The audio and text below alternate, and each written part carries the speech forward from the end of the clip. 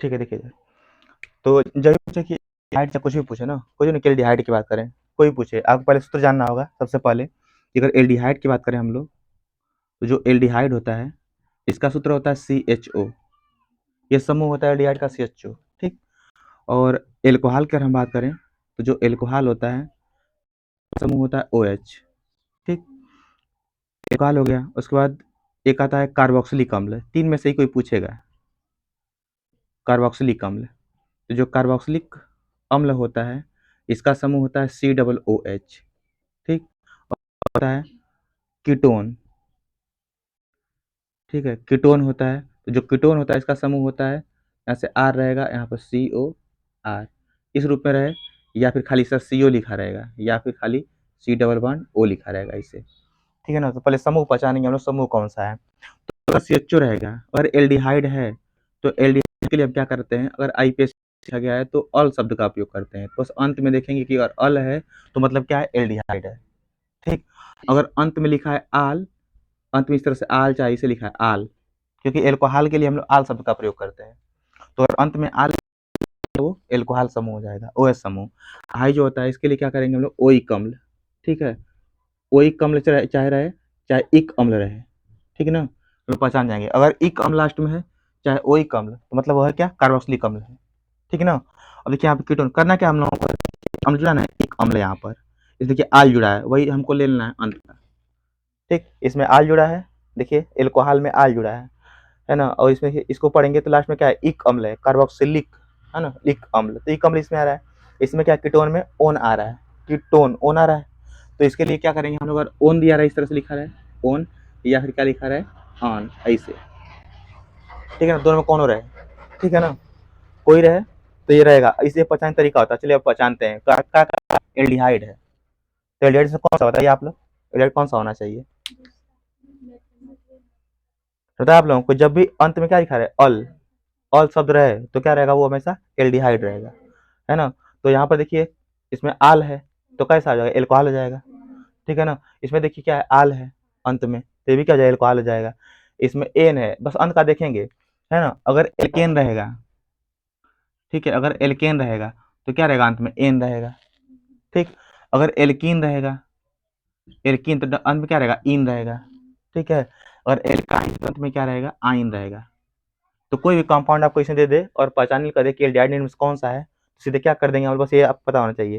अगर एल्डिहाइड कहेगा तो अंत में क्या रहना चाहिए, अल रहना चाहिए, है ना। अगर एल्कोहल पूछे कोई है कि कौन सा है, तो अंत में जिसके आल रहेगा वही क्या, एल्कोहल। तो एल्कोहल कौन कौन सा है, यो एल्कोहल है ना, मेथेनॉल एथेनॉल, ठीक है, दोनों है।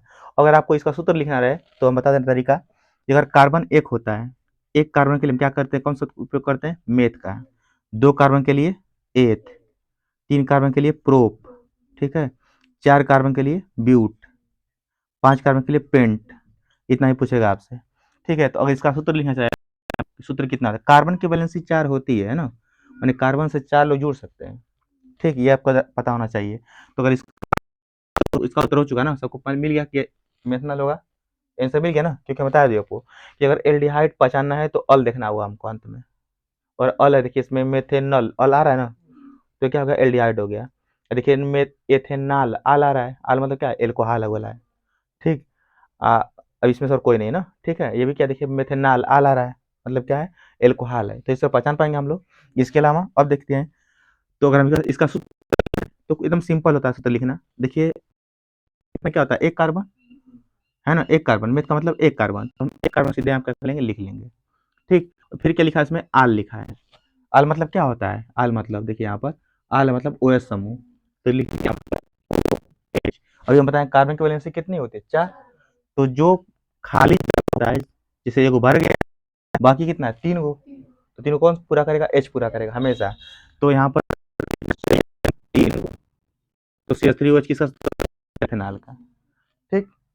अगर इसका उपयोग करना चाहे हम लोग, तो मेथ में क्या होता है, एक कार्बन, एक का मतलब कि C, और क्या अल है, अल मतलब क्या होता है, CHO, और मतलब CHO होता है, तो C पहले से क्या जो नाम है हमको, H O जोड़ना है, ठीक है। तो देखिए कार्बन से 4 गो होती है, तो 4 में से देखिए O का हमेशा 2 होता है, H का 1 होता है, तो एक 3 पूरा हुआ, एगो बाकी है, तो कौन पूरा करेगा, H, तो ये हो जाएगा सूत्र इसका, है ना, मेथेनॉल का। कुछ नहीं करना है, थोड़ा सा कठिन लगेगा क्योंकि आप लोग पढ़े नहीं हैं, कठिन लगेगा, लेकिन आसान आसान से समझ सकते हैं आप लोग। देखिए मेथ माने एक कार्बन होता है, सबको पता है, यहाँ पे लिखे हैं, तो एक कार्बन हो गया, और फिर क्या है, ऑल लिखा है, मेथेनॉल ऑल है। ऑल मतलब क्या होता है, यहाँ से देखिए, ऑल मतलब CHO समूह, तो CHO हमको लगाना है, तो सी खुद पहले से है, खाली HO जोड़ देना हम लोगों को, ठीक है, HO हो गया। तो जो कार्बन होता है ना, ये कार्बन 4 वैलेंसी होती है, तो O जो होता है हमेशा 2 को लेकर जुड़ता है, यानी O 2 को लेकर जुड़ेगा, और H जो होता है 1 को लेकर जुड़ता है, तो अभी ये खाली है ना, इसको कौन पूरा करेगा, H, तो इसलिए हम यहाँ लिखे HCHO, देखिए HCHO हो जा रहा है। फिर चलते हैं दूसरा, एथेनॉल है, तो एथ मतलब क्या होता है, 2 कार्बन, है ना, एथ मतलब 2 कार्बन, यानी कि 2 कार्बन हो गया, ठीक। फिर इसमें देखिए में एन जुड़ा है, एन जब भी जुड़ा है, एन का मतलब होता है सिंगल बॉन्ड, इन लिखा रहा है मतलब कि डबल बॉन्ड, ठीक है, आइन मतलब होता है ट्रिपल बॉन्ड, ठीक है। तो सब में एन जुड़ा हुआ है, देखिए इसमें अभी एथेन जुड़ा हुआ है, 2 कार्बन को एथ हो गया, अभी इसमें क्या है, एन है, एन मतलब क्या रहेगा इनके बीच में, सिंगल, और फिर क्या, आल है, आल मतलब क्या होता है, ओ एच, आल मतलब OH होता है, तो क्या जोड़ेंगे यहाँ पर, OH, इस तरह से OH, और वैलेंसी पूरा कराते हैं 4 सबका। देखिए सी का कितना पूरा, एगो इधर से एगो इधर से, 2 होता है, कितना बाकी है, 2 गो, तो 2 क्या करेंगे, H जोड़ देंगे, ठीक। इसका खाली एगो पूरा है, कितना बाकी है, 3 गो, तो हो जाएगा यहाँ पर, ये सूत्र हो गया इसका, है ना। वैसे यहाँ पर देखिए कितना कार्बन है, 2, एथ मतलब क्या, 2 कार्बन, है ना, यहाँ पे देखिए ना 2 कार्बन मतलब एथ, तो 2 कार्बन का एथ मतलब होता है कि 2 कार्बन हो गया, ठीक। फिर क्या लिखा है इसमें, एन लिखा है, एन मतलब क्या है, एल्केन का, हम बताएं, एन मतलब एल्केन, इन मतलब एल्कीन, आइन मतलब एल्काइन, ठीक। तो एन कहने का मतलब है कि सिंगल रहना चाहिए उसके बीच में, है ना, इन का मतलब कि डबल रहना चाहिए, ठीक है ना, तो सिंगल रह रहा है यहाँ पर, ठीक। और वैलेंसी पूरा कर लेते हैं, और कुछ बचा ही नहीं, और कुछ नहीं बचा। कितना वैलेंसी इसकी होती है, 4 होती है, तो ये पूरा खाली है, चाहिए कितना, 3 गो, तो यहाँ पर CH3 हो जाएगा। यहाँ कितना पूरा, खाली एगो पूरा है, कितना चाहिए, 3 गो, इसका सूत्र हो जाएगा। तो कैसे वो बना सकते हैं हम लोग, पहचान भी सकते हैं आसान तरीके से कि कौन क्या है, अगर हमें यहाँ पर कह दें इस तरह से कि CH3COOH, CH3COOH कह दें इस तरह से, और कह दें यहाँ से हम लोग कि बताइए कि ये क्या है, माने कि एल्डिहाइड है, कीटोन है, कि एल्कोहल है, कि कार्बोक्सिलिक अम्ल है, क्या है, ठीक। कैसे पहचानेंगे, देखिए अंत में क्या है, COOH है, COOH किसका लिए होता है, कार्बोक्सिलिक अम्ल का, पहचान लेंगे आसानी से, ठीक है। अगर नाम दे देता ऐसा ही, 2 कार्बन क्या बोलते हैं, एथ बोलते हैं ना, ठीक। और फिर क्या है, सिंगल है, सिंगल मतलब क्या है, एन, हम क्या लगाएंगे, एथेन, ठीक है। और फिर क्या है, COOH, इसको क्या बोलते हैं, ओइक अम्ल, तो जो ओ होता है पहले का वाला छन्ना मंत्रा बन जाता है पहले का वाला, तो क्या हो जाएगा, ओइक अम्ल, तो हो जाएगा एथेनोइक अम्ल। अगर आप इसी को पूछ देते कि एथेनोइक अम्ल में क्या रहेगा, कौन सा समूह है, देखिए लास्ट में क्या जुड़ा है, ओइक अम्ल, है ना, ओइक अम्ल, तो ओइक अम्ल किसमें जुड़ता है, कार्बोक्सिलिक अम्ल में, ठीक है ना। तो ऐसे आप पहचान सकते हैं किसी का भी, ठीक है ना। तो नोट कर लीजिए अपने हिसाब से, समझ में आ रहा हो, फिर आगे बढ़ेंगे।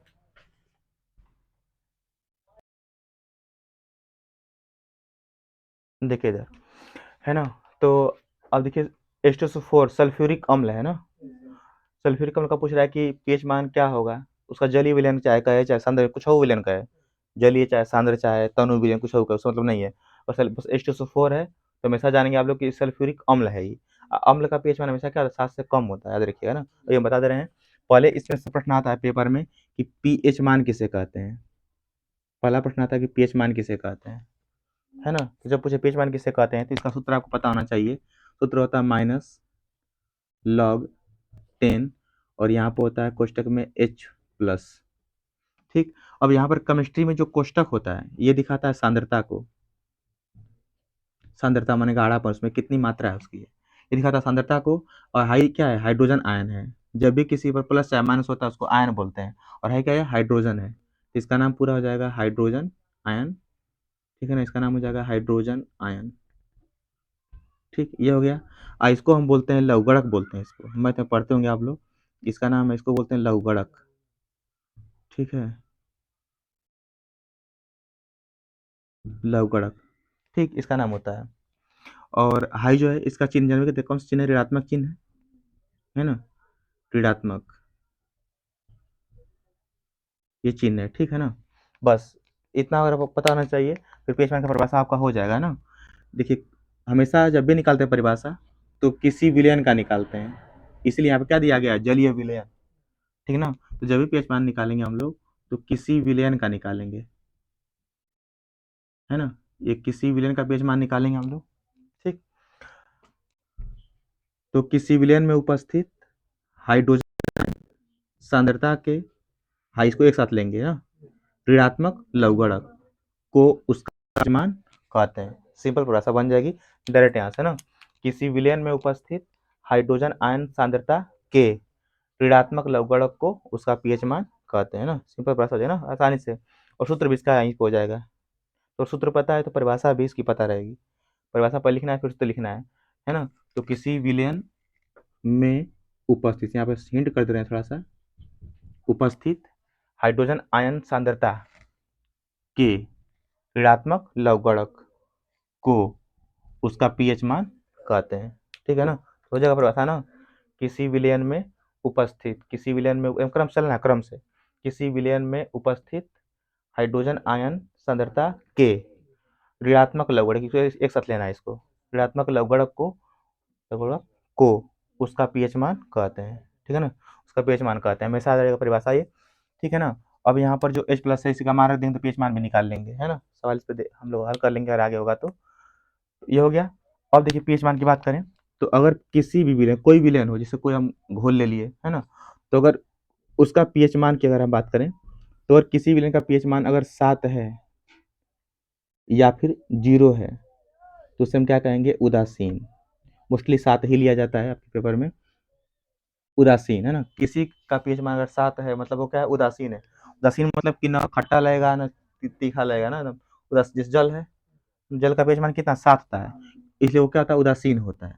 तो अगर ये भी पूछा जाता है कि जल का पीएच मान कितना होता है तो 7 होता है। ठीक है ना, अगर किसी विलयन का पीएच मान 7 से कम है और कम है तो उसकी प्रकृति क्या होगी, अम्लीय होगी, यानी वो क्या होगा, अम्ल होगा।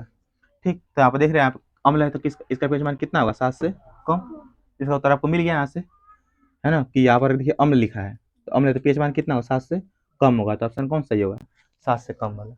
ठीक, अगर पीएच मान किसी का 7 से अगर अधिक है तो उसकी प्रकृति क्या होगी, क्षारीय होगी, यानी वो क्षार होगा। स्वाद से कैसा होगा, क्षार का कसैला होता है, अम्ल का खट्टा होता है ना। तो अगर किसी विलयन का पीएच मान 7 है, इसका मतलब क्या है, उदासीन प्रकृति का है। अगर 7 से कम है मतलब अम्ल है, वो अम्लीय प्रकृति का है। और 7 से अधिक है मतलब क्षारीय प्रकृति का है। तो पीएच मान किसे कहते हैं, जान लिया आप लोग, परिभाषा इसकी हो गई, सूत्र हो गया, और किसका पीएच मान इस तरह से कैसे ज्ञात करेंगे वो भी हो गया, है ना। तो इस तरह से याद रखिएगा आप लोग। और लार का देखिए, कुछ चीज़ का पीएच मान पूछा जाता है पेपर में, तो जो लार होती है, लार का पीएच मान होता है 6 पॉइंट लगभग 4 के आसपास होता है। ठीक है, रक्त का जो पीएच मान होता है ये 7.4 होता है, तो 7 से अधिक है क्षारीय है, लार का क्या था 7 से कम है तो क्या है, अम्लीय है। ठीक है ना, तीसरे से, और जल का बता ही दिए 7 होता है, जल का हमेशा याद रखिएगा। ठीक है ना, तो इस तरह से पीएच मान किसे कहते हैं, लार का, जल का पीएच मान कितना होता है ये भी जान लिया, रक्त का कितना पीएच मान होता है ये पूछा जाता है। ठीक है ना, अम्ल है तो इसका पीएच मान कितना होगा, 7 से कम, 7 से अधिक, इससे पूछा जाता है ना, बता लेंगे आप लोग ना। ठीक, नोट कर लीजिए तब।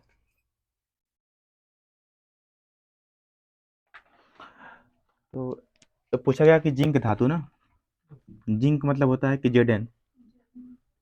ठीक है, सूत्र इसका होता है जिंक का, जेडन होता है, इसका प्रतीक होता है। तो जिंक धातु का जो कोई अयस्क हमको लेना है, और कैसा अयस्क, कार्बोनेट। जब भी अयस्क की बात करें कार्बोनेट की तो उसमें क्या, जो CO3 जुड़ा होना चाहिए, CO3 को हम बोलते हैं कार्बोनेट। ठीक है ना, अयस्क किसे कहते हैं, तो जो पृथ्वी की भूप्रॉपर्टी होती है, यानी पृथ्वी की परत जो ऊपरी वाली है होती है, उससे निकाले गए पदार्थों को हम क्या बोलते हैं, खनिज बोलते हैं, खनिज बोलते हैं। ठीक है ना, खनिज बोलते हैं। ठीक है ना, और जिस खनिज में से धातु को आसानी से निकाल सकते हैं उसको क्या बोलेंगे, अयस्क बोलेंगे।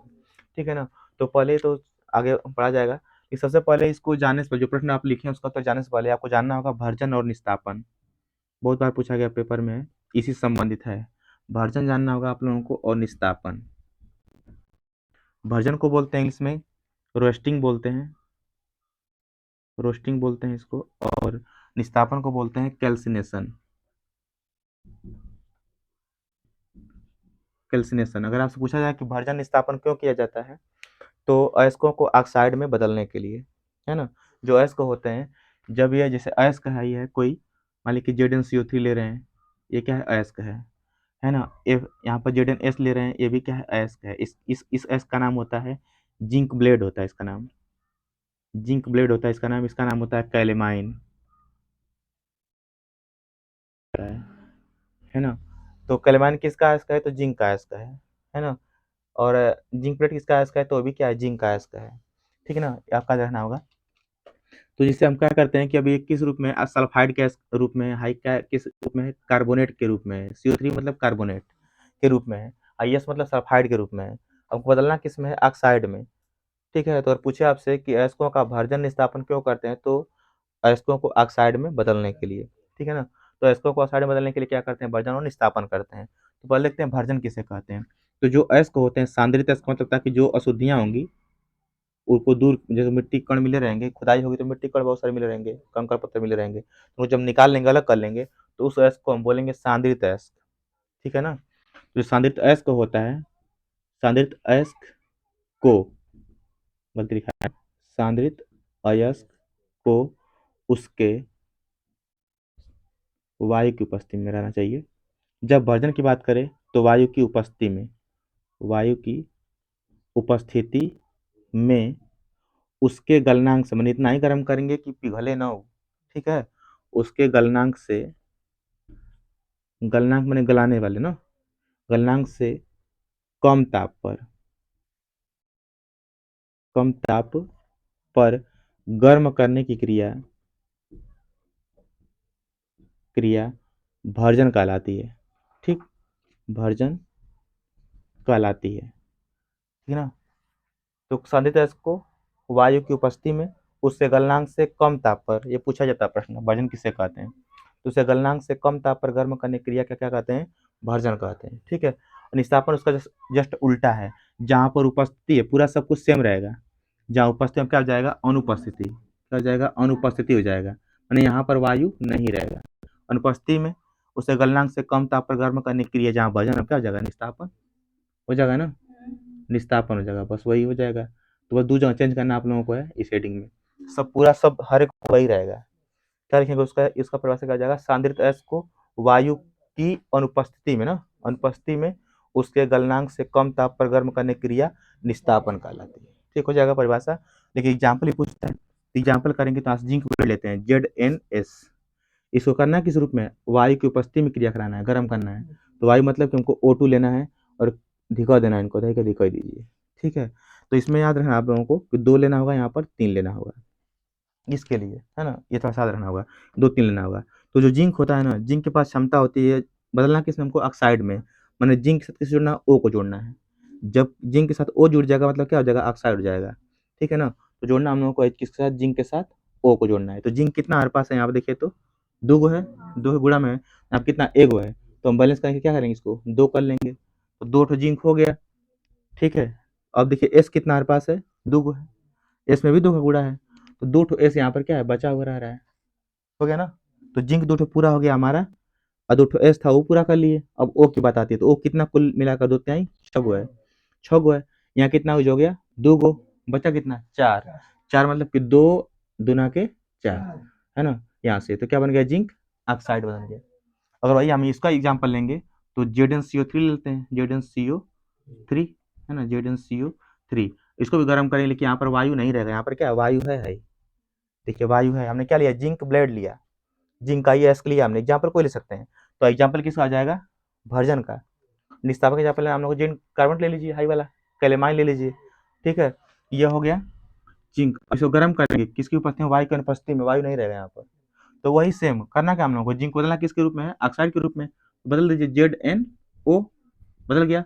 अब क्या बचा? देखिए जिंक जो है चोट्टा, देखिए वो चोर है, ये चोरकट है। ये क्या किया? इसमें से C के पास 3 गो O था, तो 3 गो O में से वो छीन लिया। तो इसका कितना O बचेगा? 2 गो। तो क्या बचेगा? CO2। ठीक है ना? क्या बदल गया? आई जिंक ऑक्साइड है, ये क्या होगा? Zinc oxide. तो भजन स्थान में परिभाषा खत्म हो गई। अब जो प्रश्न हम लोग लिखे हैं उसका उत्तर दे रहे हैं, तो इसका उत्तर इसी में क्या होगा? यही लिखना था, इसी को किससे जोड़ देना था। अब क्या करना है कि जो जिंक ऑक्साइड है ZnO, इसको हम क्रिया करा देंगे किससे? कार्बन से। जब भी कह दे इसको अपचयन बोलते हैं, अपचयन। जब क्रिया कराएंगे ना तो जिंक से चुट्टा ढेर आई कार्बन है, अब कार्बन छीन लेगा इसके, वो को लेकर भाग जाएगा। ठीक है ना? हाई और चोरकट है, हाई कार्बन और चोरकट है, लेकर भाग जाएगा, आई तकते रह जाएंगे जिंक। जिंक के तरह आकर कोरे दांत चियारेंगे, आई कार्बन लेकर उनका क्या करेगा? भाग जाएगा। तो अपना काम कर लिया, भाग गया। अब बेचारे जिंक क्या बच गए? अकेले बच गए। और वही हमको निकालना था। क्या निकालना था? जिंक धातु को निकालना था। तो ऐसा आसानी से हो गया ना, आराम से। बस यही 2 लाइन आपका उत्तर था, जो हम लोग प्रश्न पढ़े हैं पेपर, उसका इसका उत्तर यही था, यही वाला। कहा गया आपसे कि जिंक के कार्बोनेट एस्क से जिंक धातु के निकालने का समीकरण दीजिए, है ना? तो जिंक के कार्बोनेट एस्क का पहले क्या करेंगे हम लोग? निस्तापन करेंगे। जब निस्तापन करेंगे तो क्या बन जाएगा? जिंक ऑक्साइड में। फिर उसका हम किससे क्रिया करा देंगे? कार्बन से। ठीक है ना? तो कार्बन O को लेकर भाग जाएगा बेचारे, जिंक बन जाएंगे, और इसी को निकालना था। ये क्या हो गया? जिंक धातु हो गया। तो खाली अगर पूछेगा निस्तापन किसे कहते हैं, तो खाली परिभाषा और यही एग्जाम्पल। ठीक है ना? परिभाषा और एग्जाम्पल। पूछेगा वजन किसे कहते हैं, तो परिभाषा और यही एग्जाम्पल। और पूछ दे कि जिंक के कोनो अयस्क से कैसे धातु निकालेंगे, तो इन दोनों इसमें आई, इसको एक लाइन उसमें जोड़ देना रहेगा, और कुछ नहीं। है ना? जब निकाल, देखिए जिंक यहाँ पे निकल जा रहा है, जब निकालने की बात करेगा तो इसी को एक लाइन इसमें क्या करेंगे? जोड़ देंगे, बस भाई खत्म। तो वजन किसे कहते हैं, निस्तापन किसे कहते हैं, कैसे निकालेंगे अलग धातु को, सब खत्म ना। नोट कर लीजिए इसको। ठीक है, देखिए इधर, तो प्लास्टर ऑफ पेरिस और व्यंजक चूर्ण तो पूछा गया है। तो प्लास्टर ऑफ पेरिस जो होता है, इसका एक ही नाम होता है प्लास्टर ऑफ पेरिस से, ठीक ना? क्योंकि जो व्यंजक चूर्ण है, इसका एक और नाम होता है ब्लीचिंग पाउडर। ठीक है, ब्लीचिंग पाउडर इसका नाम होता है। ठीक, इसके अलावा इसका सूत्र क्या होता है, इसका सूत्र देखते हैं हम लोग। इसका फार्मूला क्या होता है, पूछा था प्रश्न में ना, कि प्लास्टर ऑफ पेरिस का सूत्र क्या होता है। इसका सूत्र होता है Ca(1/2H2O). ये सूत्र होता है प्लास्टर ऑफ पेरिस का। इसका सूत्र होता है CaOCl2। CaOCl2 सूत्र होता है किसका? व्यंजक चूर्ण का है, चाहे ब्लीचिंग पाउडर का है, सूत्र ये होता है। ठीक, तो अभी तो ये सूत्र खाली है इसका, है ना? कहे कि सूत्र लिखिए, चाहे रासायनिक सूत्र लिखिए, चाहे और सूत्र लिखिए। पूछे कि प्लास्टर ऑफ पेरिस का सूत्र लिखिए, चाहे रासायनिक सूत्र चाहे और सूत्र, यही रहेगा। ठीक ना? तो सूत्र हो गया इसका प्लास्टर ऑफ पेरिस का। इसका रासायनिक नाम पूछ देता है, ठीक है ना? रासायनिक नाम इसका क्या होगा? रासायनिक नाम ऊपर लिखा गया है, सब वो सब साधारण नाम है ना? रासायनिक नाम में क्या करते हैं, जो जो चीज मिला गया उसका नाम लिखते हैं। तो देखिए इसका नाम है कैल्शियम आई क्या सल्फेट, है ना? कैल्शियम आई सल्फेट है। दो को क्या बोलते हैं? हेमी बोलते हैं। आधा को हम हेमी बोलते हैं केमिस्ट्री में, ठीक है ना?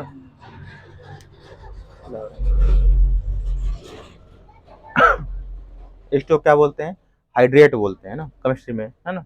ठीक है, तो इसका नाम क्या हो जाएगा? Calcium sulphate hemihydrate. ठीक है ना? इसका नाम हो जाएगा, रासायनिक नाम क्या हो जाएगा? तो हो जाएगा calcium, calcium sulphate, sulphate hemihydrate, hydrate. पूछे आपसे कि प्लास्टर ऑफ पेरिस का रासायनिक नाम लिखिए, तो हो जाएगा कैल्शियम सल्फेट हेमी हाइड्रेट। याद नहीं करना है, यहाँ पर रटना नहीं, याद हो जाएगा। देखिए यहाँ से कैल्शियम आई सल्फेट है, तो कैल्शियम सल्फेट हेमी हाइड्रेट। ठीक, वैसे इसका यहाँ क्या हो जाएगा? Calcium oxy chloride. कैल्शियम है, ऑक्सीजन है, क्लोराइड है, इसका हो जाएगा रासायनिक नाम क्या हो जाएगा? कैल्शियम, ठीक है, कैल्शियम ऑक्सी क्लोराइड, क्लोराइड। ठीक है ना? तो इसका सूत्र पूछे तब भी यही, इसका सूत्र पूछे तब भी यही, ठीक है ना? किसी का भी। अब पूछा गया बनाने की विधि, चलते हम लोग बनाने की विधि पढ़ लेते हैं। निर्माण की विधि, निर्माण की विधि तो आसान होता है, बस हमको पता होना चाहिए कि सूत्र क्या होता है। निर्माण की विधि पढ़ेंगे हम लोग, इसके लिए भी, इसके लिए भी। निर्माण की विधि, ठीक है ना? मैंने कैसे बनाएंगे हम लोग, क्या बनाना हम लोगों को है? प्लास्टर ऑफ पेरिस और व्यंजक चूर्ण। ठीक है, तो यहाँ पर हम बनाते हैं किसके द्वारा है? पहले हम बनाते हैं जिप्सम द्वारा। ठीक है, जिप्सम से बनाते हैं। जिप्सम द्वारा बनाना हम लोगों को है प्लास्टर ऑफ पेरिस। याद रखिएगा, जिप्सम से ही बनाएंगे बनाएंगे हम लोग परीक्षा में भी। इसका सूत्र क्या होता है जिप्सम का? CaSO4 × 2H2O। ये सूत्र होता है जिप्सम का। ठीक, जिप्सम का सूत्र होता है। ठीक है, जिप्सम जो होता है CaSO4 × 2H2O, ये सूत्र होता है इसका। अब इसे क्या करेंगे? हल्का सा दिक्कत देंगे। आपको पहले से पता है बनाना क्या हम लोगों को? Plaster of Paris. तो जब पहले से पता हो रहा है कि हमको बनाना क्या है, तो उसी को हम क्या करते हैं? सीधे बना लेते हैं और समीकरण को बैलेंस कर लेते हैं। ठीक है, तो आपको यहाँ पहले ही से पता है कि हमको बनाना क्या है, ये वाला, तो सीधे बना लीजिए। यहाँ कुछ हो लिया उसका मतलब नहीं है, आपको पहले से पता है कि हमको ये वाला बनाना है, तो पहले बना लीजिए। क्या बनाना हमको? CaSO4 × 1/2H2O। ठीक, बन गया POP प्लास्टर ऑफ पेरिस, बन गया। और समीकरण को बैलेंस कर लेते हैं। उधर आगे लिखना आप लोगों को है, लेकिन जगह कम है ना, नीचे लिख दे रहे हैं। अब देखिए क्या का नाम है, देखिए सी एक ठो था, इधर भी एक ठो है, बैलेंस बराबर है। SO4 इधर भी SO4 बराबर है। जल कितना है 2 गो, इधर जल कितना है खाली आधा। तो अभी बताएं आप लोगों को, अभी निकाल था आप लोग कि 2 से घटाएंगे कितना, तो कितना बचे जल बचेगा, ठीक, यानी कि आपके पास 3/2 जल बचा रहेगा, ठीक है ना, ठीक। हाँ, तो जिप्सम से क्या बन गया आपका POP, प्लास्टर ऑफ पेरिस।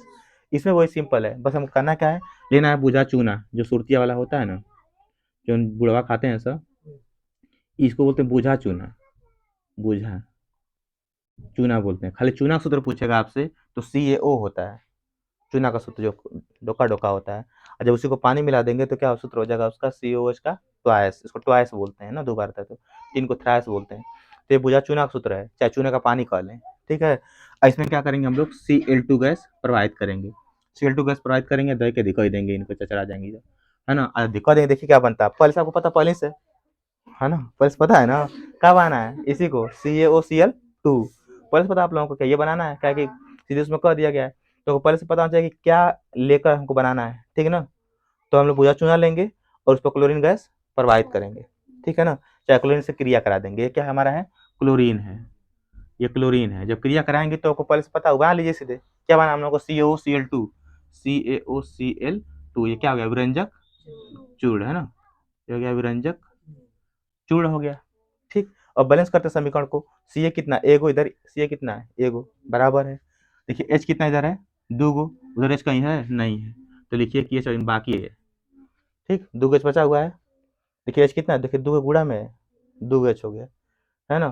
और देखिए O कितना यहाँ पर है 2 गो, पूरा कोष्टक में जितना है सब पे गुणा है 2 का, तो कोष्टक में 2 लोग हैं H और O, तो H भी 2 ठो, O भी कितना 2 ठो, तो 2 ठो O है, 2 में से कितना खत्म हुआ, खाली एगो बचा, कितना एगो, तो एगो इससे जाकर क्या है, पानी पानी कर देगा ना, H2O जल बन जाएगा, है ना, पानी पानी हो जाएगा एक ठो। और सेल कितना है 2 गो, देखिए सेल कितना है 2 गो, बैलेंस हो गया, है ना, तो ये बन जाएगा। अगर आपसे कह दे कि इसका रासायनिक गुण लिखिए, इसी को उल्टा कर दे आपसे, इसमें पूछ दे इसका रासायनिक गुण लिखिए, ठीक है ना, रासायनिक गुण, तो कुछ मत करिएगा, हाँ ये वाला लिख दीजिएगा, आग वाला वो वाला लिख दीजिएगा, रासायनिक गुण हो जाएगा, है ना। इधर का जो पोर्शन है पूरा ये है, ये वाला तीर की ये वाला, और इधर का पोर्शन है वो तीर की वो वाला, वैसे ही इधर भी कोई रासायनिक गुण लिखिए, कोई देखिए रंजक चूर्ण का रासायनिक गुण लिखिए कोई, ठीक है। तो इधर का जो पोर्शन है पूरा ए वाला तीर की, है ना, मैंने आई पोर्शन ए वाला रहेगा, आई वाला पूरा ओ वाला, तो रासायनिक गुण हो जाएगा, तो रासायनिक गुण भी हो जाएगा, पानी की विधि हो गया, सूत्र हो गया, है ना, नाम हो गया, सब कुछ हो गया। इससे प्रश्न जो बनेगा इतना ही बनेगा, ठीक है ना, नोट कर लीजिए तभी। हम्म तो देखिए मनुष्य के हृदय से प्रश्न आता है ना, एक और बड़ा, ठीक है, वो कौन सा आता है, तो पूछा जाता है दोहरा रुधिर परिसंचरण, ठीक है ना, दोहरा, ये बहुत बार पूछा गया है, दोहरा रुधिर परिसंचरण, ठीक है ना, ये बहुत बार पूछा गया है। तो इसमें आपका इसका उत्तर मिल जाएगा, इसका उत्तर पढ़ लेंगे, ठीक है ना। तो देखिए होता क्या है, जैसे अगर यहाँ फिगर बना रहे हैं हम, ये मानते हैं कि 4 गो भाग है, ये बस मानना है, अब पेपर में वैसे ही बनाना आप लोगों को है 4 भाग, ठीक है ना, ये 4 भाग हो गए। तो इसमें जो बाएं साइड होता है वाला, इस साइड का बाएं साइड, इधर अंग होते हैं, अंग हम लिखना है हम लोगों को अंग, और उस साइड लिखना है फेफड़ा, ये फेफड़ा है, ठीक है ना। अब यहाँ से पकड़िएगा रास्ता तेंदुली वाला, ठीक, आप पकड़ के जाइएगा सीधे एकदम, रास्ता पकड़ के, अच्छा जाएंगे तो पड़ेगा चौचरमोहानी, है ना, जिसको हम बोलते हैं मिर्जाहादीपुरा, हाँ, जब जाएंगे तो एकदम रास्ता चला गया अंदर, जब अंदर जाएंगे तो पहले पड़ेगा स्कूल DAVA, ठीक है ना, स्कूल पड़ेगा पहले, ओकरी बाद पड़ेगा दयानंद सरस्वती पड़ेगा, रास्ते पे सटलाई सटलाई, पहले DAVA पड़ेगा स्कूल, उसके बाद दयानंद सरस्वती पड़ेगा, और उसके बाद पड़ेगा बाल निकेतन, है ना। इससे पहुंचेंगे तो पहले पड़ेगा DAVA स्कूल पड़ेगा, उसके बाद दयानंद सरस्वती पड़ेगा, उसके बाद बाल निकेतन पड़ेगा, वेट करते जाइएगा, ठीक है ना, सब सुनते जाइएगा। तो इसका मतलब क्या है, डी मतलब दाया, अ मतलब अलिंद, ठीक है ना, इसका मतलब हो गया दाया अलिंद, इसका मतलब क्या, बाया अलिंद, आ हो गया दाया निलय, बाया निलय, निलय हमेशा नीचे रहेगा, ठीक है ना, तो इसका आई जगह दाया निलय, ठीक है, आप लिख दे रहे हैं यहाँ से, 60 में लिख दे रहे हैं यहाँ पर, डी मतलब क्या है, 60 में यहाँ पे लिख रहे हैं, डी मतलब दाया है, अभी मतलब क्या है बाया, ठीक, और एन मतलब क्या है निलय, ठीक है, और फिर क्या, ए मतलब अलिंद। ठीक है, तो हृदय के 4 भाग, आपको उसका तो उत्तर मिल गया, प्रश्न का उत्तर मिल गया। हृदय के 4 भाग होते हैं मनुष्य में। ठीक, 4 भाग हो गए, हाई, दायां अलिंद, बायां अलिंद, दायां निलय, बायां निलय। ठीक, तो उसका उत्तर मिल गया। अब चलते हैं, आगे बढ़ते हैं। तो सबसे पहले यहाँ से नसें निकलती हैं इस तरह से, और ये आती हैं अंग के पास। फिगर में से बनाना है आप लोगों को, पहले देखिए कैसे बना रहा है। फिर अंग से पास, देखिए दूर से निकलेगा ना, और जाएगा कहाँ पर, नजदीक वाले के पास। नजदीक कौन सा पड़ेगा, हाई वाला। ठीक, इस तरह से, यानी कि यहाँ से निकलना शुरू की, इस तरह से चली, इस तरह से ब्लड जा रहा है, अंग के पास पहुंचा, फिर इधर आ रहा है, फिर आगे इसमें से इसमें आएगा, फिर इसमें से निकल आएगा बाहर। ठीक, और फिर यहाँ से फिर मुड़ेगा और जाएगा किसके पास, फेफड़े के पास।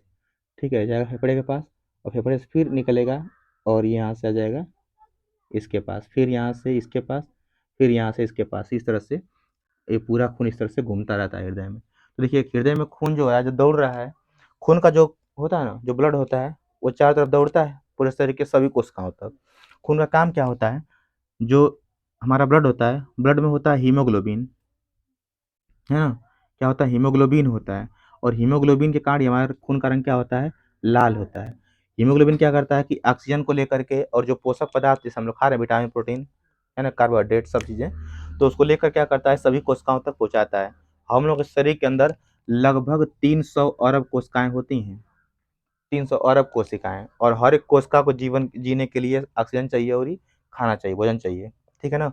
तो पहुँचाता कौन है, हमारा हीमोग्लोबिन पहुँचाता है, खून पहुँचाता है। तो जो खून पहुंचा रहा है दौड़ करके सबके पास, सब कोशिकाओं के पास, और कोशिकाओं में जो पदार्थ बने रहेंगे विषैले, चाहे CO2 गैस निकल जाएगी, उसको लिया क्या करता है, फिर बाहर करता है ना। तो इस पूरी प्रक्रिया को हम क्या कहते हैं, रुधिर परिसंचरण, है ना। परि माने चारों ओर, संचरण माने चलना, और रुधिर क्या हुआ, चारों ओर क्या कर रहा है, चल रहा है, दौड़ रहा है। ठीक है ना, ये होता है। देखिए यहाँ पर दोहरा का मतलब होता है 2 बार।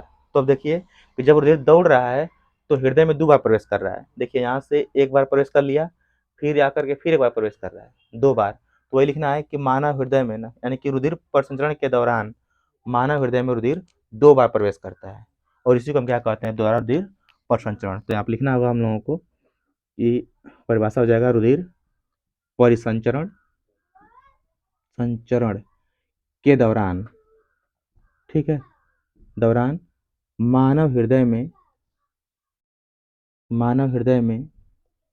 रुधिर 2 बार प्रवेश करता है, 2 बार प्रवेश करता है। इसे दोहरा रुधिर परिसंचरण कहते हैं। ठीक है ना, परिसंचरण कहते हैं, हो जाएगा ना। ठीक है, 2 बार जा रहा है। अब यहाँ पर देखिए, जैसे ही फेफड़ा के पास खून पहुँचेगा, ठीक ना, तो अब यहाँ फेफड़े में क्या होता है, ऑक्सीजन हम ले रहे हैं, ऑक्सीजन।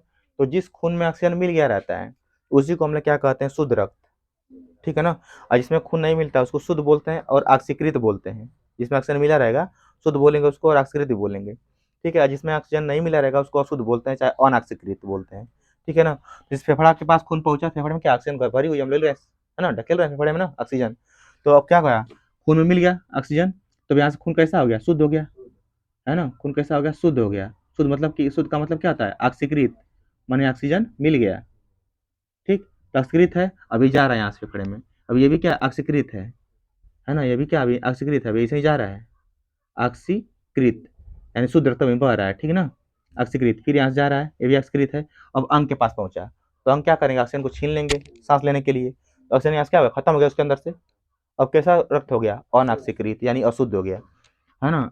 अब खून कैसा हो गया, अनऑक्सीकृत हो गया, अनऑक्सीकृत यानी कैसा हो गया, अशुद्ध हो गया, इसी को हम अशुद्ध कर देते हैं। ठीक, अनऑक्सीकृत हो गया।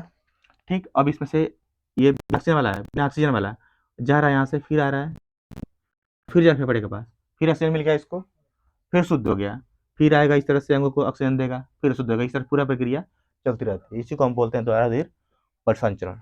ठीक है ना, तो फिगर वन रहेगा, आई परिभाषा रहेगा, 3 बार आपको मिल जाएगा। ठीक है ना, ये होता है। तो आप लोग याद रखिएगा कि मानव हृदय में, यानी कि रुधिर परिसंचरण के दौरान जो मानव हृदय होता है उसमें 2 बार रुधिर प्रवेश करता है, और 2 बार प्रवेश करता है, इसलिए इसको क्या बोलते हैं, दोहरा रुधिर परिसंचरण कहते हैं। ठीक है ना, ये हो गया। अगर आपसे पूछता है कि हीमोग्लोबिन यहाँ पे कि रक्त का रंग लाल क्यों होता है, तो हीमोग्लोबिन के कारण। ठीक है ना, समझ में आ रहा है। तो ये सब चीज़ें आप लोग याद रखिएगा। बाकी कोष्ठक संख्या 4 होती है, 4 देख ही लिया आप लोग, और कुछ इसमें से नहीं पूछता है। बाकी आगे ना नेक्स्ट क्वेश्चन देखेंगे, देख नोट कर लीजिए इसको। चलिए देखिए जाइगोट क्या होता है। जाइगोट जानने से पहले कई प्रश्नों का उत्तर आपको जानना होगा पहले, ठीक है ना। सबसे पहले हम जानते हैं यहाँ पे ये पूछा था कि मानव में गुणसूत्र कितने होते हैं। मानव में गुणसूत्रों की संख्या कितनी होती है, कितने होते हैं? मानव में कितने होते हैं गुणसूत्र? 46 होते हैं। तो जो 46 है ना, 46 ये इसी को हम दिखाते हैं 2x से भी, चाहे 46 लिखें या 2x लिखें, ठीक है ना। यहाँ पर मानव में 2x मतलब 46, ठीक है ना, में दुगुणित होता है, ठीक है ना, समझ में आ रहा है। तो ये 46 हो गया, और इसको जोड़े में करेंगे हम लोग तो कितना हो जाएगा? 22, ठीक है ना, 22 होगा ना, 22 जोड़ी होगा, ठीक है। और हम आधा खाली 22 छोड़ेंगे तो क्या हो जाएगा, उसका आधा x से दिखाएंगे। तो x से दिखाइए चाहे n से दिखाइए, चाहे 2x से चाहे 2n से। 2n मतलब कि द्विगुणित, 2 का गुना है। यहाँ पर n मतलब अगुणित, 1 का गुणा है ना। यहाँ देखिए इसमें 1 का गुणा खाली है, इसमें 2 का गुणा है ना। तो 4x मतलब चतुर्गुणित, त्रिगुणित, द्विगुणित, एक गुणित, है ना, या अगुणित, ये होता है। तो मनुष्य में जो गुणसूत्र होते हैं कितने होते हैं? 46 होते हैं। यानी कि मनुष्य में 46 मतलब द्विगुणित, आधा मतलब अगुणित, ठीक है ना। अब चलते हैं यहाँ से। तो मानव में देखा जाए तो नर युग्मक, कोई भी नर युग्मक हो चाहे मादा युग्मक, ठीक है, नर युग्मक। और बात करते हैं मादा युग्मक, मादा युग्मक, ठीक है। तो जब किसी मनुष्य हो, चाहे स्त्री हो चाहे मादा हो, सॉरी स्त्री को ही मादा कहते हैं ना। हाँ ठीक है, 23 को, ठीक है ना, 23 हो ना। हाँ 23 होगा एक्स, हाँ, या फिर इसको दिखाएंगे एन से, ठीक है ना। हाँ 23 से होगा। तो अब देखिए जो नर युग्मक होता है, और पुरुष है तो क्या बनाएगा? नर युग्मक। अगर स्त्री है तो मादा युग्मक। तो नर युग्मक जो होता है पुरुषों में देखें, यानी कि मनुष्यों में नर युग्मक क्या होता है? शुक्राणु होता है, शुक्राणु इसको बोलते हैं, ठीक। और मादा युग्मक क्या होता है? अंडाणु होता है, ठीक, अंडाणु होता है। और जितने भी युग्मक होते हैं उनमें गुणसूत्र कितने होते हैं? हमेशा अगुणित होते हैं। एन, चाहे एन दिखाएं चाहे एस से दिखाएं, ठीक है, इसे चाहे एन से चाहे एक्स से, ठीक, अगुणित होता है। तो चाहे नर युग्मक चाहे मादा युग्मक हो, गुणसूत्र कितने रहेंगे? आधे रहेंगे, ठीक है। युग्मक में यानी शुक्राणु में कितने रहेंगे? 23, अंडाणु में कितने रहेंगे? 23 रहेंगे, ठीक है। तो जो नर युग्मक है और मादा युग्मक है, नर युग्मक और मादा युग्मक के मिलने की जो प्रक्रिया होती है इसी को हम क्या बोलते हैं? निषेचन कहते हैं, ठीक है। निषेचन याद रखिएगा, पूछा था प्रश्न में कि निषेचन किसे कहते हैं। तो नर युग्मक और मादा युग्मक के मिलने की क्रिया को निषेचन कहते हैं, ठीक है। और जब निषेचन हो जाता है तो इस निषेचन के बाद, अब जब निषेचन हो गया तो क्या बनेगा? पहली जो कोशिका बनती है दोनों के मिलने के बाद, यानी कि शुक्राणु और अंडाणु के मिलने के बाद जो कोशिका बनती है उसको हम क्या कहते हैं? जाइगोट को बोलते हैं, उसी को हम बोलते हैं जाइगोट, जाइगोट बोलते हैं। और हिंदी में बोलते हैं युग्मनज, हिंदी में युग्मनज बोलते हैं। तो आपको यहाँ पर जाइगोट के साथ युग्मनज भी लिख सकता था, ठीक है ना। तो देखिए यहाँ से एन आ रहा है, यहाँ से भी एन, मतलब क्या हो जाएगा? 2 या एन यहाँ से आ रहा है नर युग्मक से, एगो आ रहा है मादा युग्मक से, है ना। तो क्या हो जाएगा यहाँ पर? 2n, 2n चाहे 2x होगा ना, क्योंकि एठो यहाँ से आ रहा है, एठो यहाँ से आ रहा है। तो इसका उत्तर मिल गया आप लोगों को, है ना, इसका उत्तर मिल गया आप लोगों को। तो जाइगोट में गुणसूत्र संख्या कितनी होती है? 2x होती है चाहे 2n होती है, जो भी लिखा रहा है ऑप्शन में। अब जो जाइगोट होता है इसका थोड़ा सा और विकास होगा, जब थोड़ा सा और विकास होगा तो यही बन जाता है भ्रूण। अब सब में 2n ही रहेगा, ठीक है ना, भ्रूण बनेगा छोटे छोटे कोशिका। अब भ्रूण क्या होगा? माता के गर्भाशय में 5-6 महीने 7 महीने 8 महीने तक उसमें क्या होगा? परिवर्तन होगा, है ना, विकास उसका होता रहेगा। और क्या बनेगा? संतान, संतान की इस प्रकार उत्पत्ति होगी, ठीक। अब जो शुक्राणु होता है, शुक्राणु में एक्स भी होता है और वाई होता है, दोनों होता है। लेकिन अंडाणु में खाली एक्स एक्स होता है, ठीक है ना।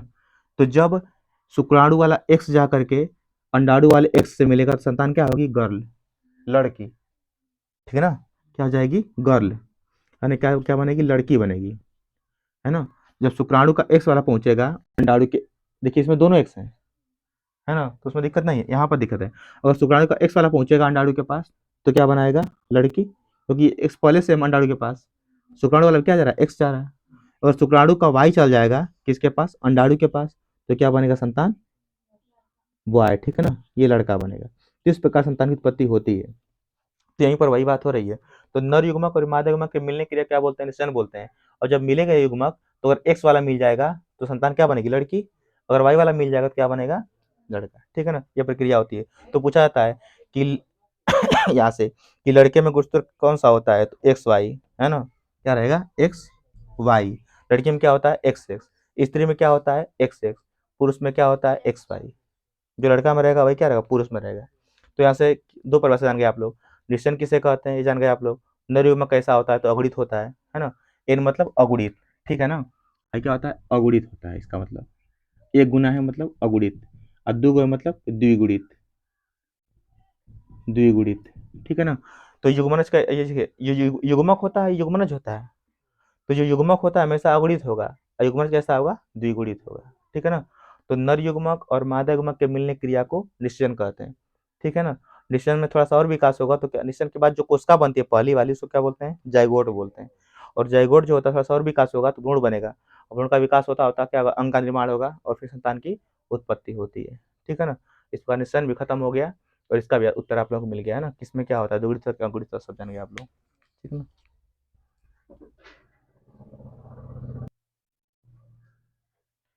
चल देखिए जीवाश्म, ठीक ना। तो जो जीवाश्म होता है इसकी बात करें तो पहले हम जानेंगे जीवाश्म किसे कहते हैं, ठीक है। तो जो हमारी पृथ्वी है, पृथ्वी, पृथ्वी की भूपर्पटी, भूपर्पटी का मतलब होता है कि जो ऊपरी परत है पृथ्वी की उसको बोलते हैं भूपर्पटी, है ना। पृथ्वी की भूपर्पटी की चट्टानों से, चट्टानें पाई जाती हैं, ठीक है, चट्टानों से प्राप्त होने वाले, प्राप्त होने वाले प्राचीन कालीन, मैंने पुराने जमाने के, ठीक है ना, प्राचीन कालीन जीवधारियों के, जीवधारियों के अवशेष, अवशेष माने बचा हुआ भाग, ठीक है ना, अवशेष को हम क्या कहते हैं? जीवाश्म कहते हैं, जीवाश्म कहते हैं, ठीक है ना, बंद करते हैं, जीवाश्म कहते हैं ना। तो जब पूछा कि पृथ्वी की भूप्रपट्टी है ना, मैंने ऊपरी परत ना पृथ्वी की, ठीक है, तो जो ऊपर वाली भाग है इसको खुदाई करेंगे, खुदाई करने के बाद कुछ ऐसे जीवधारी पहले जो पृथ्वी पर थे उनके हड्डी के अंश मिलते हैं, चाहे चमड़ा के अंश मिलते हैं, चाहे सड़ गल कर कुछ भी उनका भाग मिलता है, उसको हम क्या कहते हैं? जीवाश्म कहते हैं। इसको हम लिखेंगे प्राचीन कालीन, मतलब कि पुराने जमाने के जो जीवधारी थे उनके जो अवशेष प्राप्त होते हैं खुदाई करने पर, उसी को हम क्या बोलते हैं? जीवाश्म कहते हैं। तो जीवाश्म परिभाषा हो गया। अब यहाँ से अगर आपसे पूछता है ना कि जीवाश्मिकी से क्या प्रमाण है, तब भी इसका उत्तर यही रहेगा। खुद जैव विकास के जीवाश्मिकी से क्या प्रमाण है, तब इसका उत्तर यही रहेगा। जीवाश्म से तब इसका उत्तर यही, ठीक है ना। अब यहाँ से बात करते हैं तो हो गया। अब जो जीवाश्म होता है, इस जीवाश्म का अध्ययन, जीवाश्मों का अध्ययन क्या कहलाता है? पूछा गया प्रश्न है कि जीवाश्मों का अध्ययन क्या कहलाता है। तो जीवाश्मों का अध्ययन क्या कहलाता है? जीवाश्म विज्ञान कहलाता है या फिर जीवाश्मिकी कहलाता है ना। जीवाश्मों का अध्ययन, जिससे कि मान ली कि कोई कहीं खुदाई हुई तो किसी की हड्डी मिली, देखते हैं ना आप लोग न्यूज में, देखते होंगे आप लोग न्यूज में, वो एरिया दिखाते हैं सब, यूट्यूब वूट्यूब पर दिखाते हैं सब कि यहाँ खुदाई करने पर आई हड्डी मिली है, तो इस साथ त्वचा मिला है, इसे खोपड़ी मिली है ना, तो वो सब वही सब क्या अवशेष हैं। तो जीवाश्मों का अध्ययन, अब जो कुछ कुछ मिल गया तो उसका स्टडी किया जाएगा कि वो कब मरा था, कब पृथ्वी पर था, कब का दबा हुआ जमीन में, सब कुछ पता किया जाएगा, तो उसी को हम क्या कहते हैं? अध्ययन करना। तो जीवाश्मों का अध्ययन क्या कहलाता है? जीवाश्म विज्ञान कहलाता है, जीवाश्म विज्ञान कहलाता है, ठीक है ना, जीवाश्म विज्ञान कहलाता है। अब जब जीवाश्म बन रहा होगा, माने कोई पौधा चाहे जंतु दब गया मिट्टी में, तो धीरे धीरे सड़े गलेगा, सड़ने गलने के बाद फिर क्या बनेगा? जीवाश्म बनेगा।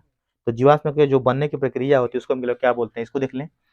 तो जो जीवाश्म होता है, जीवाश्मों के बनने की प्रक्रिया, बनने की प्रक्रिया क्या कहलाती है? तो याद रखिएगा जीवाश्मिकीकरण, ठीक है ना, जीवाश्मिकीकरण कहलाती है। कर्ण का मतलब क्रिया होता है। तो जीवाश्म के बनने की, मतलब निर्माण होने की प्रक्रिया को हम क्या कहते हैं? जीवाश्मिकीकरण कहते हैं। अब जीवाश्म मिल गया, मिट्टी से खुदाई हो गई, मिल गया, है ना, अध्ययन भी कर लिया हम लोग, ठीक। अब उसको हम पता लगाएं कि वो कब पृथ्वी पर रहा होगा जीवित, चाहे कब का दबा है, यानी जीवाश्म की आयु का निर्धारण करेंगे हम लोग, है ना, उसकी उम्र का पता लगाएंगे कि कब ये रहा होगा।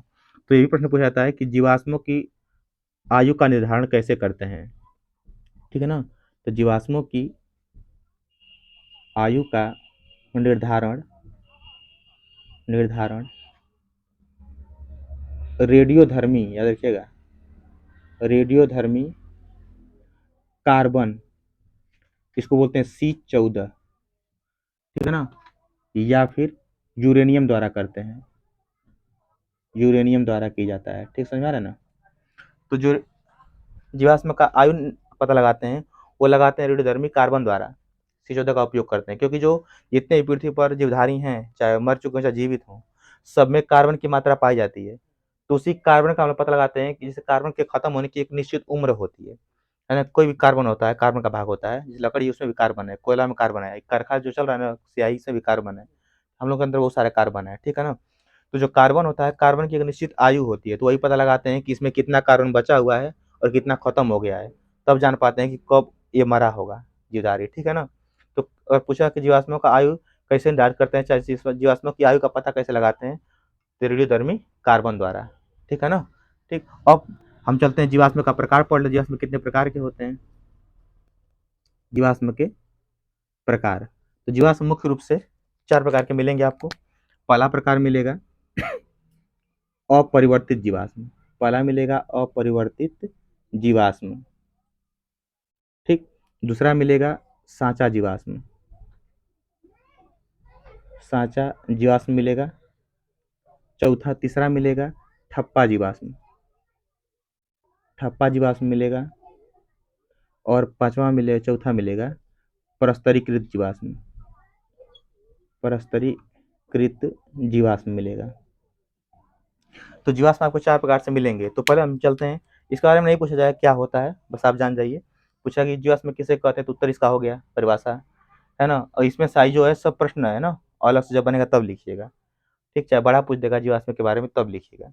अब कितने प्रकार के होते हैं जब पूछे तब लिखिएगा, रेफरेंस नहीं। तो पहला आता है अपरिवर्तित जीवाश्म, इसका मतलब ये होता है कि जैसे कुछ ऐसे पौधे जंतु जो दब गए पर्वतों पर, बर्फ में दब गए, तो बर्फ में कुछ सड़ती गलती नहीं है, वैसे ही पड़ी रहेगी, है ना। तो कई सौ वर्षों से वैसे ही पड़े रहे, उसमें परिवर्तन नहीं हो पाया, ना सड़े ना गले, जिस रूप में मरे थे उसी रूप में आज भी मिलते हैं। तो परिवर्तित नहीं रहते, इसे क्या बोलते हैं, अपरिवर्तित जीवाश्म, ठीक है। और बर्फ में जो दब गया, जम गया, उसके ऊपर बर्फ, पूरा बर्फ, तो सड़ना ना सड़ेगा ना गलेगा। इसलिए देखते हैं आप ना कि जो कोई व्यक्ति मर जाता है दूर, तो उसकी लाश जब आती है तो बर्फ में करके आती है, ताकि सड़े गले ना। तो पूरा दब गया, बर्फ में जम ही गया है, तो उसका कहाँ से प्रभाव पड़ेगा, है ना। तो उसको बोलते हैं अपरिवर्तित जीवाश्म। दूसरा है साँचा जीवाश्म, साँचा का मतलब ये होता है, जैसे आप ना कि किस चीज़ का साँचा होता है, जैसे गुजिया बनती है, साँचा होता है, उसमें रखिए, पूरा चाप दीजिए, एकदम वैसे ही बन जाएगा आकार उसका, है ना। अलुआ का देखते हैं साँचा रहता है ना, कैसे हमारा एकदम डिजाइन बनता है चिप्स वाला। तो वैसे ही साँचा मतलब मान लीजिए कोई व्यक्ति, मान लीजिए हम ले रहे हैं एग्जाम्पल में, गिर रहा है ना। अब गिरा, इस पहले गिरा, ठीक है ना, पूरा दब गया। अब उसको मिट्टी ऊपर, उसके ऊपर पूरा मिट्टी चढ़ गया, है ना, है ना। अब पूरा मिट्टी इस पे चढ़ जाए पूरा, और पूरा चढ़ने के बाद पूरा ढका गया और सड़ के पूरा खत्म हो गया, लेकिन जो आकार उसका था वैसे ही आकार छप गया, बन गया साँचा मतीन, तो उसको क्या बोलते हैं, साँचा जीवाश्म। व्यक्ति पूरा गल के खत्म हो गया, सड़ गल, कई सौ वर्ष लगे सड़ने गले में ना, लेकिन जब मिट्टी दबी थी तो मिट्टी का वैसा ही आकार बन गया वैसा ही, है ना। तो उसको क्या बोलते हैं, साँचा जीवाश्म। और ठप्पा की बात करें, मान लीजिए किस बोला गिरा, छपा गया, उसको मुंह में ही लगी है ना। हमारी से बोला गिरा इस तरह से, न कि छपा गया उसका लगी है, तो उसको क्या बोलते हैं, अब छपा गया, लेकिन सड़ खत्म हो गया, उसड़ करके खत्म हो गया, लेकिन उसका जो नकिया का चिन्ह था वैसे ही चिन्ह चित्र से बना रह गया, उसको बोलते हैं ठप्पा जीवाश्म। इसका मतलब क्या होता है कि जो ज्यादा गहराई में दब जाते हैं, तो ताप और दाब के कारण, जो अधिक ताप अंदर, ताप अधिक है ना मिट्टी का अंदर, ताप और दाब के कारण क्या होते हैं, वो बदल जाते हैं कोयला में, मिट्टी में, मिट्टी का तेल, पेट्रोलियम, डीजल, चूना पत्थर उसमें, तो उसको हम बोलते हैं प्रस्तरीकृत जीवाश्म। तो जो हम जितना उपयोग करते हैं ना, पेट्रोल, डीजल, मिट्टी का तेल, है ना, चाहे कोयला हो गया, या फिर आई सब हो गए, चूना पत्थर हो गया, या पीच हो गई, सब क्या है, जीवाश्म है, ये सब जीवाश्म है, ठीक है ना। तो इसका एक और प्रश्न इसमें पूछा गया है कि जीवाश्म का उपयोग कहाँ करते हैं, इसको भी जान जाइए, उपयोग या उपयोगिता क्या है जीवाश्म की। तो पहला उपयोग आप देख ही पा रहे हैं, पहला फर्स्ट उपयोग ईंधन के रूप में है ना, पहला है ईंधन के रूप में, जैसे कोयला है, ईंधन के रूप में उपयोग कर रहे हैं, जला रहे हैं, अपना पकौड़ी गाठी बना रहे हैं, बन है ना मार्केट में पूरा बढ़िया से, तो ईंधन के रूप में। पेट्रोल है, बाइक में जल रहा है, तो एनर्जी मिलेगी, बाइक चल रही है, ईंधन के रूप में उपयोग कर रहे हैं, है ना सब। तो इसका उपयोग करते हैं ईंधन के रूप में, पहला हो गया। दूसरा उपयोग कहाँ होता है, विकासीय संबंध स्थापित करने में, विकासीय संबंध स्थापित करने में, ठीक है ना। माने कि विकास जीवन कैसे हुआ उसको पता है, जैसे मान लीजिए खुदाई हुई थी बहुत साल पहले, कई वर्ष पहले खुदाई हुई थी, तो जंतु का मिला था पूरा शरीर, है ना, सड़ गल गया था, हड्डी मिला था, ढांचा वाचा, तो उसका उसका नाम था आर्कियोप्टेरिक्स। आपको बस जानना है, लिखना नहीं है, ठीक है ना। उसका नाम था आर्कियोप्टेरिक्स, ठीक है। अब ये ऐसा जंतु था जिसकी चोंच हुआ करती थी, है ना, उसमें चोंच भी थी उसके पास, और पोछियो थी, है ना, और पंख भी थे उड़ने के लिए, और चलने के लिए हाथ भी थे, और उसके चोंच में दांत भी हुआ करते थे, सब कुछ था। तो अब आप जानते हैं कि जो पक्षी होता है, पक्षी के पास क्या चोंच होता है और पंख होता है, तो उसमें लक्षण किसका है, पक्षी का भी है। तो हम इससे ये जान पाते हैं कि पक्षी का विकास भी उस जंतु से हुआ होगा, ठीक, क्योंकि उसके ऐसा लक्षण मिल रहा है पक्षी में। इसके अलावा अब जो पूंछ थी तो उड़ बहू करता था वो, और रेंग कर भी चलता था, है ना। और एंकर कौन चलता है, ये हो गया छिपकली, हो गया गिरगिट, हो गया सर्प, हो गए, उनके पास पूंछियो होती है। तो हमको हम लोग ये ज्ञात कर पाते हैं कि इनका विकास भी उसी से हुआ होगा। इस तरह हम ये जान पाते हैं कि विकास किस जीव का किस जीव से हुआ है। इसी को बोलते हैं विकास संबंध। जैसे हम लोग हैं तो हम लोग देखे थोड़े नहीं है कभी कि हम लोग का विकास बंदर से हुआ है ना, लेकिन लक्षण मिलते हैं इसलिए हम लोग क्या करते हैं कि बंदर से विकास हुआ होगा।